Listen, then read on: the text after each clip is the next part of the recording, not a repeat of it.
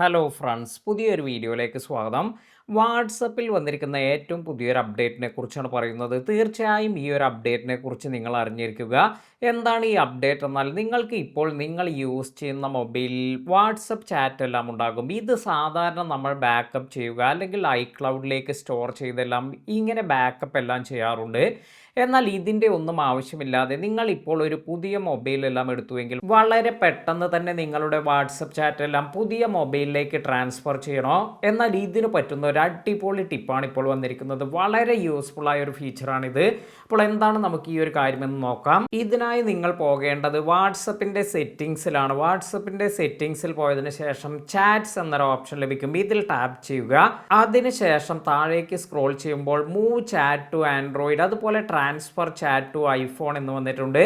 അപ്പോൾ നിങ്ങളുടെ mobile phone ഇത് ആൻഡ്രോയിഡ് മൊബൈൽ എല്ലാം ആണെങ്കിൽ ഈ ഒരു ആദ്യത്തെ ഓപ്ഷൻ യൂസ് ചെയ്യാം. ഇനി നിങ്ങളുടെ പുതിയ മൊബൈൽ ഇത് ഐഫോൺ ആണെങ്കിൽ ഈ രണ്ടാമത്തെ ഓപ്ഷനിൽ ടാപ്പ് ചെയ്യുക.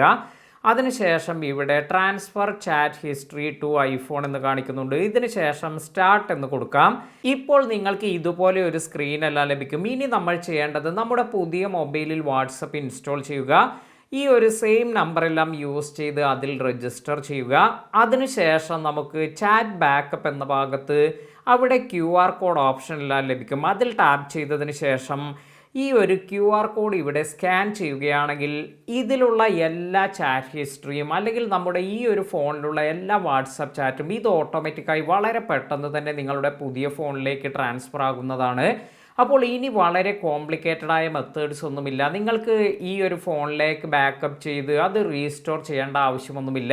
ഇതുപോലെ ഐഫോൺ ആണെങ്കിലും അല്ലെങ്കിൽ നിങ്ങൾക്ക് ആൻഡ്രോയിഡ് ഫോൺ ആണെങ്കിലും വളരെ ഈസിയായി ഈ ഒരു ഓപ്ഷൻ ടാപ്പ് ചെയ്തതിന് ശേഷം QR കോഡ് എല്ലാം സ്കാൻ ചെയ്ത് ഈ ഒരു പ്രോസസ്സ് എല്ലാം കംപ്ലീറ്റ് ചെയ്യാൻ സാധിക്കും. വീഡിയോ ഇത് നിങ്ങൾക്ക് ഉപകാരപ്പെട്ടു എന്ന് കരുതുന്നു. വീഡിയോ ഇഷ്ടമായെങ്കിൽ ലൈക്ക് ചെയ്യാനും മറ്റുള്ളവർക്ക് ഷെയർ ചെയ്ത് കൊടുക്കാനും മറക്കാതിരിക്കുക.